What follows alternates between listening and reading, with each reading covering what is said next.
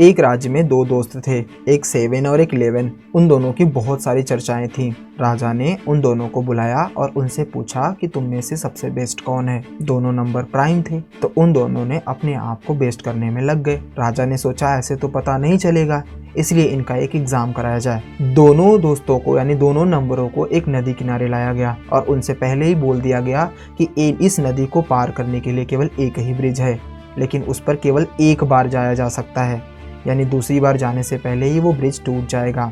अब दोस्त दो थे, जाना एक बार है और एक बार में केवल एक ही बंदा जा सकता है, दो साथ में नहीं जा सकते। इन सभी शर्तों को सुन करके दोनों दोस्त प्रॉब्लम में आ गए।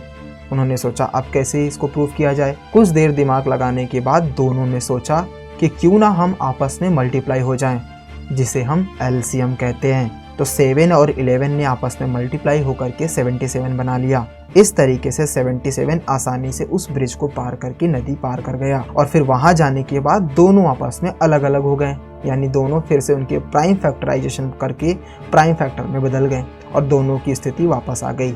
इस तरीके से राजा उनसे बहुत खुश हुआ और उन दोनों को पुरस्कार देकर के राज्य में वापस भेज दिया।